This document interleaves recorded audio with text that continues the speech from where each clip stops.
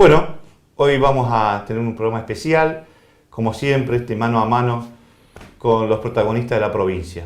Hoy, la bienvenida a un hombre que ha sido un ídolo a nivel internacional, pero también político aquí en Santa Fe. Lo presentamos en sociedad. Carlos Alberto Reutemann, 73 años. Fue piloto de Fórmula 1 a partir de 1972 y hasta 1982. Corrió para Brabham, Ferrari, Lotus y Williams. En 1991 fue electo gobernador de la provincia de Santa Fe y en 2003 fue nuevamente electo como gobernador de la provincia. Actualmente es senador por la provincia de Santa Fe y productor agropecuario. Don Carlos, ¿cómo le va? ¿Cómo anda? Bien, gracias. Vamos a hablar un poquito, no tanto de política, que estas últimas horas lo requieren para eso. Yo quiero hablar un poco de Enrique y de Flora. ¿Cómo eran esos padres? Bueno, ellos hicieron enorme sacrificio, ¿no es cierto? Yo nací acá en Santa Fe, pero vivía en Manucho.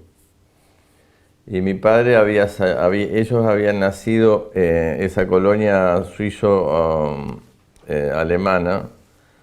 Ellos se instalaron en Grutli, entre Grutli, Felicia y Humbor, ahí estaban. Y la casa paterna era entre Felicia y Grutli. Ahí tenían una cabaña que se llamaba Las Arboledas. Mi padre nació ahí, en Las Arboledas. Ahí está la casa paterna, están todos desparramados en esa zona.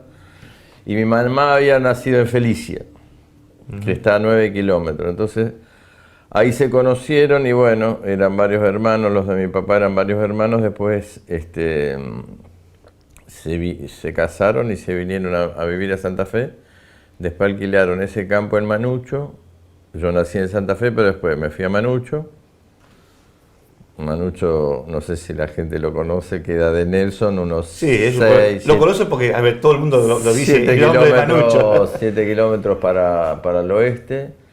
Y ahí que había una estación de tren, estaba una casa que era de los Salvatierra, que era el portero de la escuela, estaba la escuela 521, había un boliche que era de Michelú, y eran las 4 casas que había en el lugar. Entonces, como yo vivía en la Turquina, yo me venía todos los días a caballo a la primaria, a la 521. A caballo, todos los días. A caballo.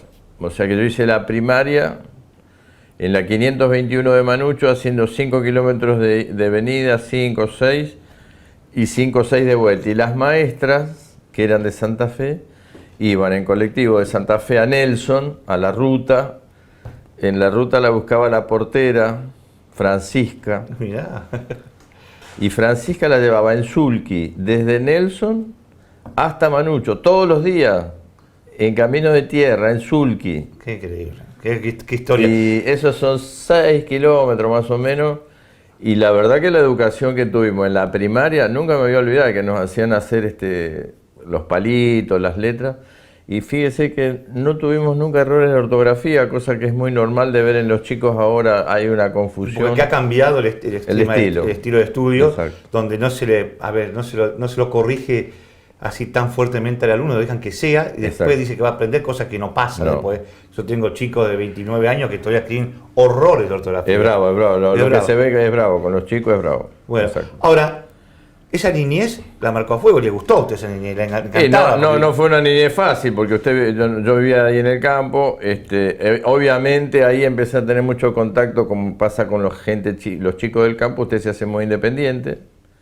Usted va a ver que si anda, ahora no tanto, pero con los chicos del campo, ayudan en el campo, andan con un tractor, manejan, tienen mucha independencia. Bueno, eso es lo que me pasó a mí. Yo tenía mucha independencia.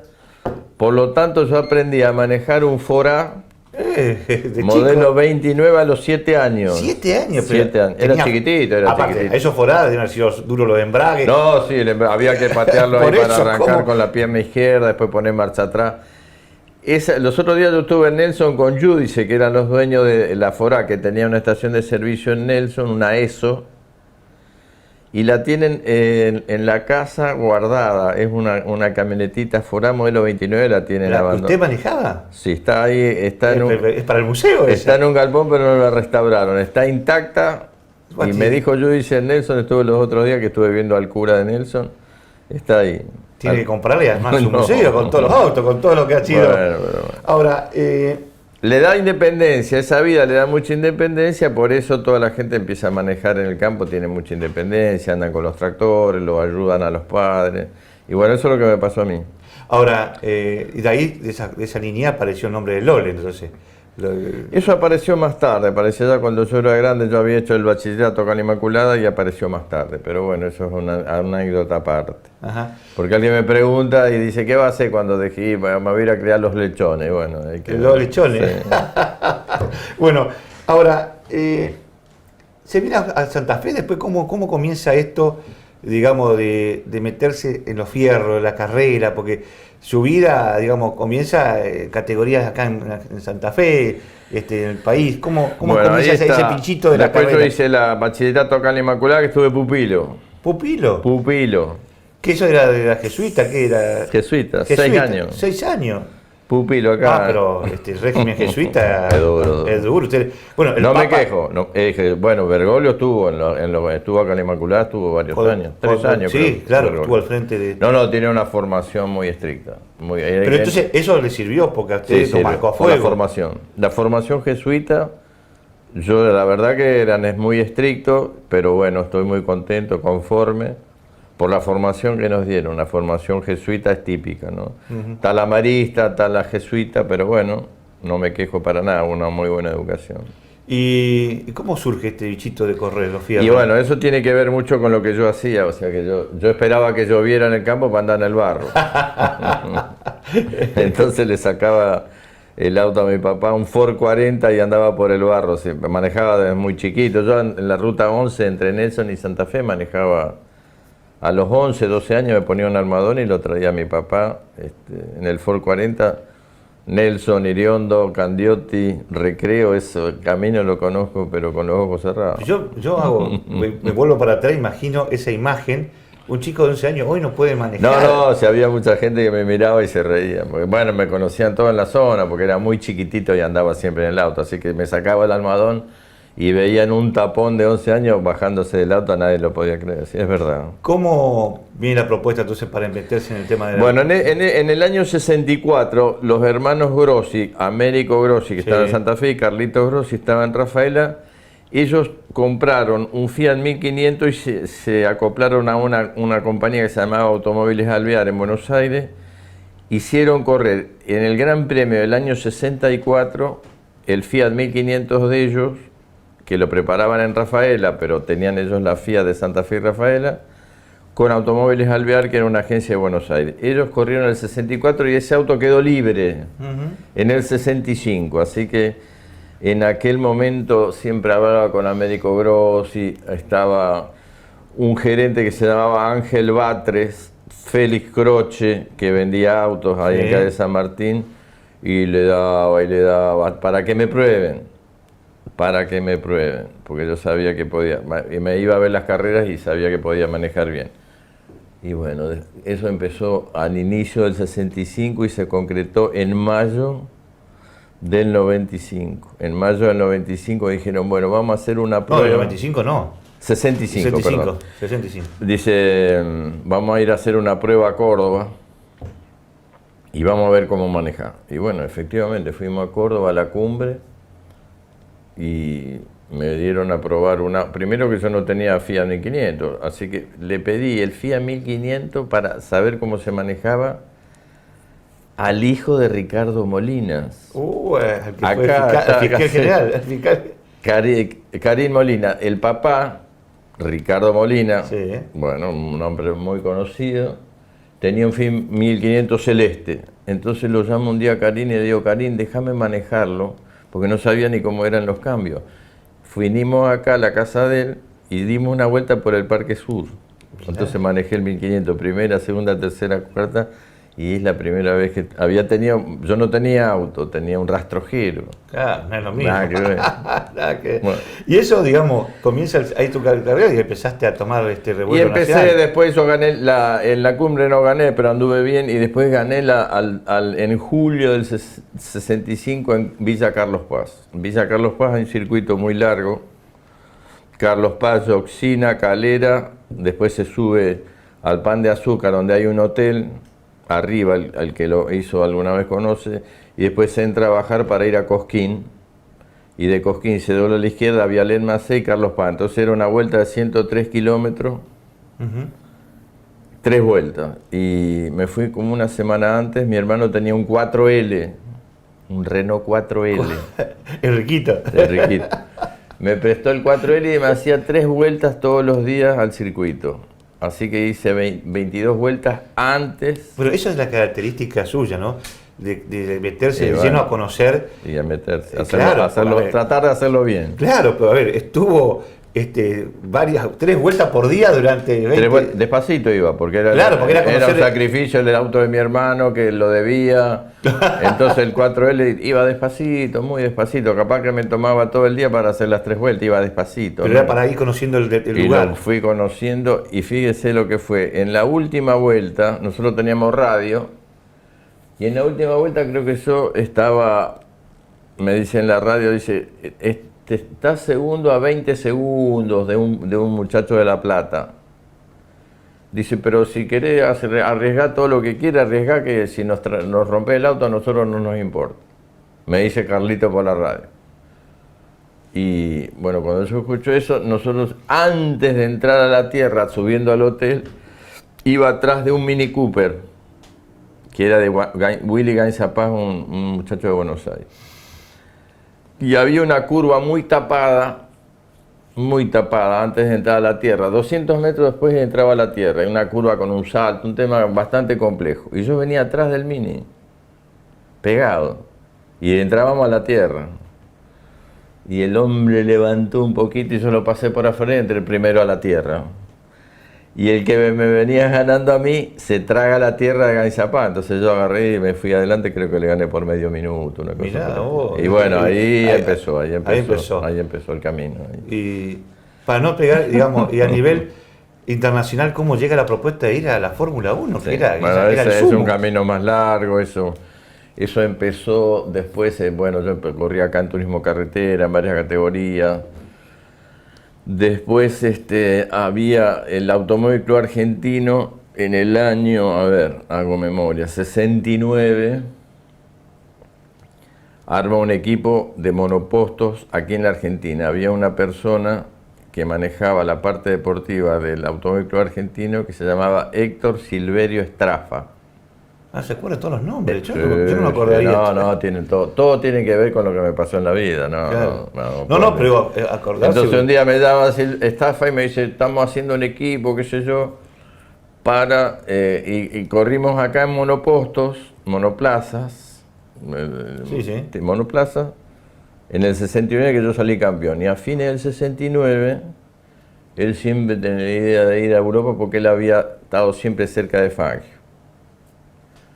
Y bueno, el ACA hace una sociedad con YPF y compran unos Brabham de Fórmula 2, y en el 70 dice vamos a Europa, hicieron un equipo para ir a Europa, o sea, compraron 2 autos, y Estafa manejaba el equipo, Piloto era uno de los mecánicos, el Gordo Quaglia era el otro, fuimos 3 mecánicos, Estafa y yo, y Carlos Ruiz, que era un muchacho, Caldarela fue el original.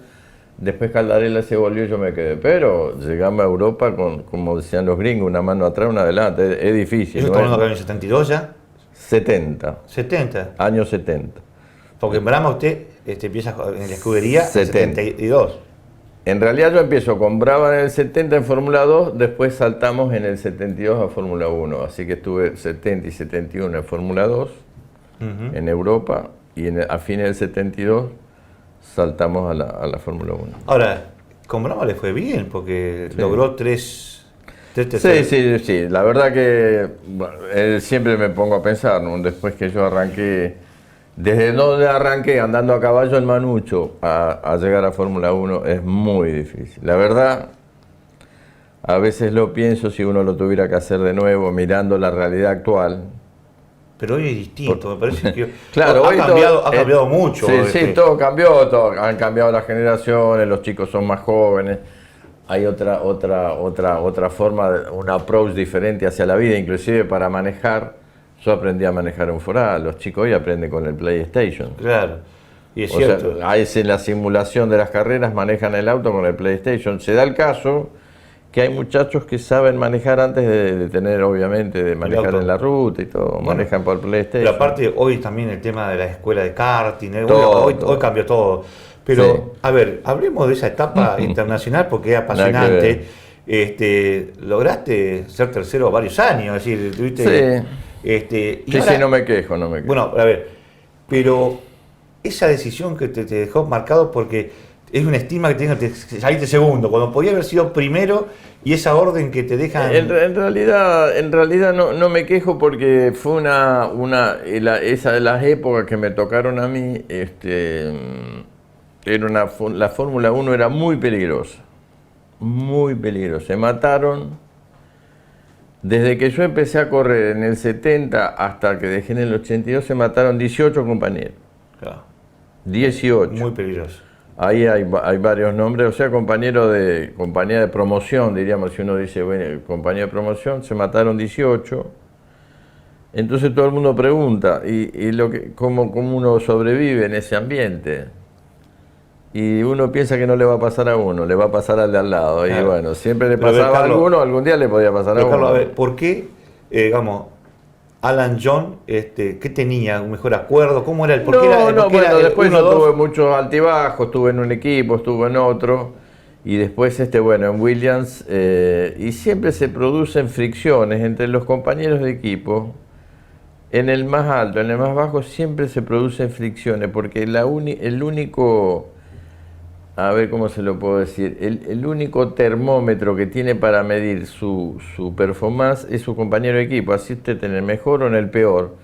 No tiene otra forma de compararse y siempre se generan fricciones. Si usted sigue la actualidad, sí, las fricciones, no solo en Fórmula 1, usted ve que acá hay fricciones, en todo los compañeros, hay fricciones. Hay mucha competencia. Sí, lógico, claro, competencia. Entonces se generan fricciones, sea fulano, mengano, sultano, en cualquier equipo, en cualquier categoría, porque la única punto de comparación es su compañero.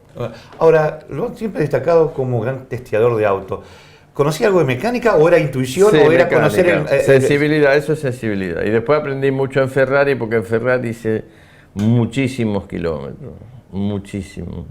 Pero hacía kilómetros, no sé. ¿Pero de prueba o...? Prueba. Ferrari estaba muy ordenada, muy organizada, tenía un circuito de él privado, claro, propio, Fiorano. Bueno, ahí estaba noviembre, diciembre, hacía 60, 70 mil kilómetros. Pero... Sí. Y eso, digamos, es conocer... Y eso le da mucha sensibilidad. Conocer hasta los ruiditos, todo. Todo. Se da cuenta si le faltan 3, 4 libras en una goma. No me digas. Claro. Hasta como tironea la... Claro, como se va inclinando, como tira enseguida, como tira hacia un lado, hacia otro, se da cuenta rápido. Y bueno, está la vida suya arriba. Claro, exacto. Ahora, voy a traer a la imagen, sobre todo, de un hecho también que Argentina... sufrió demasiado cuando se quedó sin nafta, faltando un poquito, venía para ganar. Es más, tenía la presencia de Perón ahí. Estaba. La anécdota es así. Por eso digo, fue el país, estábamos haciendo fuerza, queríamos empujarlo con uno que estaba en el interior, decía, dale, empujalo para que llegue. En realidad, sí, es verdad. 53 vueltas me quedé sin combustible, faltando vuelta y media, estaba ganando tranquilo. Como faltaba cualquiera que le dábamos el auto. En la vuelta 51 y medio, llevaba 30 segundos de diferencia, medio circuito, era mucho. Y empezó a ratear, se quedó sin combustible porque ellos cometieron un error de cálculo, la Brabham cometieron un error. ¿Y echaron la culpa después de la toma de aire? No, la toma, después se usó la toma para justificar. Para justificar un poco, pero fue un error de cálculo, tuvieron un problema con el auto. Con la suspensión, la desarmaron, les llevó mucho tiempo y en lugar de hacer un cálculo, algunos ingleses hacían un cálculo de combustible vaciando y rellenando y algunos hacían la diferencia entre lo que se vio. O sea, un tema complicado como hacen los ingleses.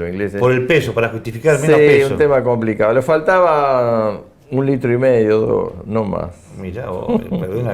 Bueno, y en la vuelta 27, después me contaban lo que pasó. En la vuelta 27, a Perón en Olivos, le dicen, che, mirá que hay un argentino que va ganando en el autódromo. Le dice, pero ¿cómo que va ganando un argentino? Y yo no sabía. Dice, vamos al autódromo. Entonces agarran un helicóptero y se van al autódromo. Claro, llegó Perón. Va Perón, Isabelita. Y cuando termina la carrera, yo salgo séptimo y viene alguien de ahí de ceremonial, alguien con los del club, los organizadores, che, dice, tenés que ir a verlo a Perón que está en la tribuna, allá en la oficial. Agarré, me fui caminando hasta allá, cuando llegué allá me saludo, el tipo estaba parado ahí con Isabelita, todo. Pibe, me dice, vení, pim, me dio un abrazo y dice, a ver, llévate un recuerdo. Entonces agarra, se mete la mano en el bolsillo y me da la lapicera. ¿La que firmó? Sí, la que firmaste me da la lapicera y me dice, bueno, llévate un recuerdo, qué sé yo. Después vino alguien de ahí de ceremonial y me dice, bueno, lo van a invitar a almorzar a Olivo, el martes. Así que estuviste comiendo en Olivo con Perón. El martes fui a almorzar a Olivos con Perón, estaba Perón, Isabelita, López Rega, Pedro Eladio Vázquez, que era secretario de Deporte, un claro. médico muy conocido. Sí. Mucha repercusión tuvo porque hizo bastante. Pedro Eladio Vázquez. Bueno, estuvimos ahí charlando y nada, tranquilo. Nada, después después me fui de vuelta a Europa. Ahora, yo hago una pregunta, ¿no? Esa vida digamos, tan apasionante que le marcó a fuego, que digamos es sinónimo de Carlos Alberto Reutemann. Hoy cuando pone uno en el Wikipedia dice político. Es decir, ¿te superó la política sobre los deportistas? ¿O vos seguís todavía siendo... Y el espíritu deportivo lo tiene. La política es una cuestión muy fortuita. Porque yo vivía en Santa Fe y en el año a fines del 90 había elecciones en el 91. Después ahí, por fines del 90, me acuerdo siempre, venía yo de Buenos Aires, paro a comprar naranja ahí en San Pedro. Y me dice la mujer, che, ¿es cierto que usted va a ser candidato a gobernador? La que me vendía la naranja. ¿Y usted no sabía nada? Yo no tenía idea. ¿Pero ¿cómo tiraron su nombre? ¿De qué me está hablando? Le digo.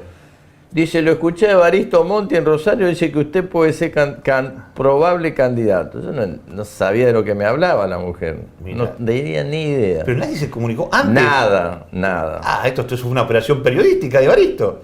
Evaristo de esa época tenía buena relación con Menem. Bueno, entonces aparece ahí y a la semana siguiente, no me acuerdo ahora con precisión cómo me contactan y entro en contacto con Julio Mera Figueroa, que era ministro del Interior. La mano derecha de Menem. Exactamente. Entonces me invitan y ahí aparece el Chango Funes. Claro. Chango Funes también es uno de los operadores de Menem. Aparece el Chango Funes, que es de acá de San Martín de la Escoba, de Santa Fe. Sí, bueno. Y que después fue diputado nacional. Y bueno, después el Chango, que tenía un peronista, era de pura cepa, ese sabía todo lo que pasaba dentro del peronismo. Y bueno, y dice, mirá, Santa Fe pasa esto, lo otro, porque es un tipo conocido, ¿por qué no hacer la prueba? Qué sé yo. Yo la verdad que... Pero, y ahora, usted tenía un representante que era italiano. Cutuli. ¿Qué dijo Cutuli cuando le tiraron? No, creo que ahora no me acuerdo con precisión. Lo convenció primero a Cutuli. Me parece que para ir a verlo a Mera lo contactaron a Cutuli, porque Cutuli siempre tenía buena relación con el poder político de todos los sectores. Y de ahí arranca. Y bueno, pero después de ahí hasta septiembre del 91 hay un trecho largo. Después pero hay muchas cosas, mucha historia para contar, porque después vamos capaz para otro capítulo. Pero usted pudo haber sido presidente y dijo que no. Que no. ¿Por qué? La verdad que, qué sé yo, me dio la impresión en su momento que me pareció que lo que se me pedía en la provincia de Santa Fe para ser candidato no era una cosa fuera del alcance, ¿no es cierto? Es decir, con 5 o 6 hombres usted la manejaba. No, sí, después, por ejemplo, ¿cuál era la realidad de la época? La realidad de la época era, me acuerdo que los maestros, lo único que quería que haya clase, nada más. Nada más, entonces me llamaba la atención, digo, pero ¿cómo? No, un tema de que haya clase, me dio la impresión de que era un tema que era posible. Es decir, entonces lo asustó lo que era el país en el momento de la coyuntura de que es una cosa, para él es tan grande la estructura de la nación, y eso que Bueno, usted, a ver, usted que le gusta manejar todo, que tiene estar encima de conocer el auto, de conocer cada uno de los detalles, es como que perdí la perspectiva de lo que iba a ser un gobierno tan grande como un país. ¿Ese era un poco el temor? No, pero me pareció que ¿no es cierto? Me pareció que mi mentalidad es diferente al que dice, bueno, anda, ponete la banda y después ve qué hacemos. Claro. Que es una mentalidad muy del Es sector. muy típica. Primero que lleguemos al lugar. Después Eso yo lo había escuchado en algún lugar. Dice, pues anda, ponete la banda, después vemos qué hacemos. Dice, después quién te ayuda. Y esa responsabilidad jesuita, Sí.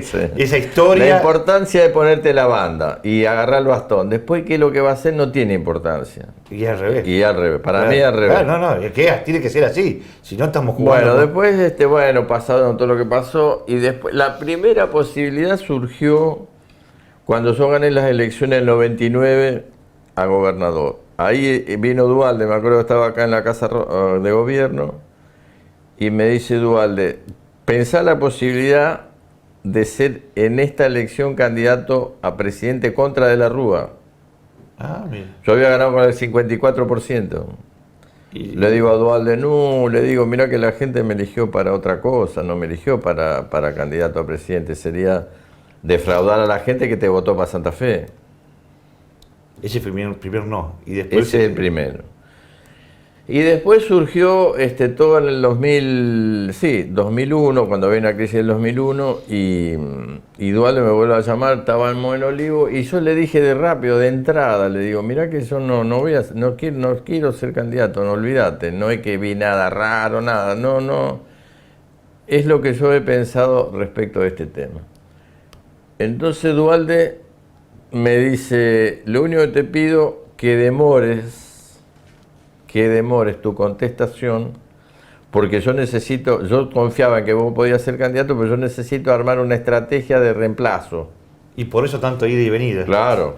Pero yo ya sabía que no iba a ser. Él ya sabía que eso no iba a ser. Él ya lo sabía, pero me pidió, dice, por favor, cuando ahora salga de acá de Olivo, no declares que no va a hacer porque me arma un lío bárbaro. Claro. Así que Duhalde sabía. Sabía. Después dijeron que que dubitativo. No es cierto. Eso no es cierto. Duhalde sabía y después él sale a explorar a De la Sota, lo explora a Solá, y termina a Rucao, no sé a cuánta gente más, y termina con Kirchner. Pero él ya sabía ese día en Olivo que era no. Carlos, ya lo sabía. Gracias por este mano a mano. Gracias.